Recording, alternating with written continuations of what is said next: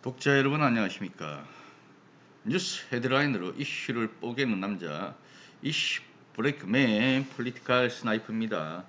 오늘은 2022년 1월 14일 금요일입니다. 어떠한 이슈가 또 지면을 뒤덮고 있는지 보도록 하겠습니다. 오늘의 다른 이슈들을 한번 쭉 볼까요? 서울신문, 여당에서는 안철수를 저격하기 시작했다. 그런데 왜 안철수가 아주 심한 말을 좀 했습니다. 거기 변호사비, 이재명 변호사비 의혹 제보자가 아니죠. 대납 의혹 조작 당사자입니다. 죽은 사람이. 그 사람에 대해서 이재명이가 무슨 죽인 것처럼 안철수가 그렇게 얘기를 했다는 겁니다. 자, 곽상은 변호사는 노무현 대통령의 사위죠. 그래서 살인멸구라 도대체 죽여서 입을 틀어 막았다, 이런 식으로 안철수가 얘기를 했어요. 여기에 격분해서 바로 반박을 했습니다. 울분을 토하는 겁니다. CCTV 조사 결과 외부 출입한 흔적이 없다고 합니다. 너무 심하지 않아요? MBC 김건희 거짓 해명, 대의문사 진상규명. 자, 민주당 쪽이고 김건희 거짓 해명이다. 의문사 진상규명이라는 것은 국민의힘인데, 의문사라는 것이 참 이런 데다가 갖다 붙일 수가 있는 겁니까? 본인들이 스트레스를 받아서 자살을 한 거나 또 이렇게 심장마비로 죽은 겁니다. 이것을 정치에 이용해서 마치 누군가가 뒤에서 살해를 했다라는지 이런 얼토당토 않는 쪽으로 몰고 가는 겁니다. 자, 결국 고개 숙인 정용진으로 갑니다. 파이낸셜 뉴스. 나로 인해 고객 발길을 돌린다며, 그렇다면 정당성이 없다. 뭡니까? 멸공에 대한 부분이죠. 이게 고개 숙이겠다고 해서 이게 진정한 사과는 아닙니다. 반성이 없어요. 구체적으로. 멸공에 대해서 내가 이거 잘못했다, 이런 얘기가 나와야 되죠. 사과라는 것은.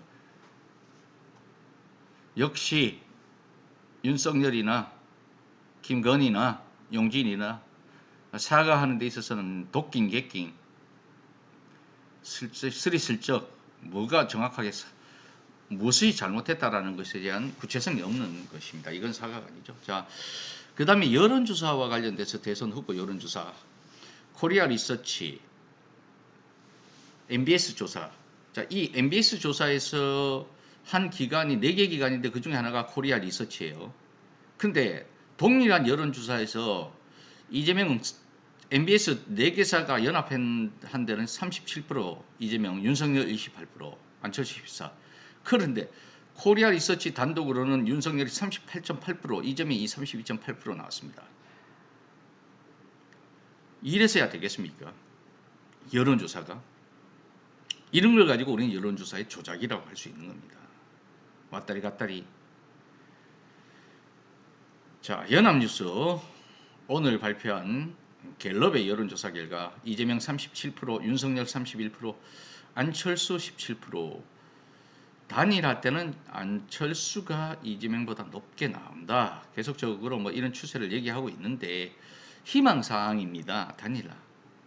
김현철, 조선비지에서 김현철, 김영삼 둘째 아들인데 윤석열 후보 특별 고문으로 합류했다. 계속 어쩐지 신금밥을 먹었는지 아주 강한 톤으로 해서 민주당과 현 정부를 비판을 하더라고요. 이재명도 어쩐지 그랬어요.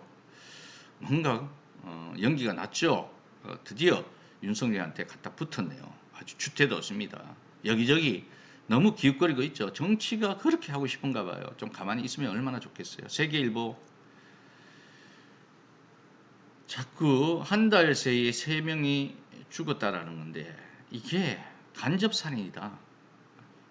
이런 것 좀 명예훼손으로 고소를 해야 됩니다. 흑색선정, 정치적 금도 넘어섰다. 점이 가경이죠. 흑색선전이. 그래서 격해진 송영길, 정신 좀 차리세요. 송영길 대표. 이상한 소리 하지 말고 이런 거나 제대로 처리하시기 바랍니다. 부검이 끝났습니다. 민주당 반격의 시간이다. 심장마비로 결론이 났어요. 그리고 여기에 숟갈을 또 얹었죠. 좀 조용히 있으면, 어디 꺼져 있으면 덧납니까? 이수정, 이재명 의혹 제보자 CCTV가 좀 이상하다. CCTV 고장나는 겁니까? CCTV가 거짓말을 합니까? 성의 있게 조사해야 된다. 도대체 이 여자 뭐 하자는 수작입니까? 아직도 윤석열에게 뭔가 어필을 해보고 싶다. 지난번에 또 윤석열이 뭐 조금 이상하다 이렇게 비판을 하지 않아서요. 이수정이. 자, 오늘 또 뉴스 헤드라인으로 이슈들을 좀 뽀개 봤습니다. 지금 쟁점이 되고 있는 김건희 7시간 통화 녹음 녹취록에 대한 MBC 방송이 가처분 신청이 인용될지 아니면 기각될지 지켜보고 한번 다시 여러분들에게 브리핑을 하는 시간을 갖도록 하겠습니다. 감사합니다. 포리티컬 스나이퍼였습니다.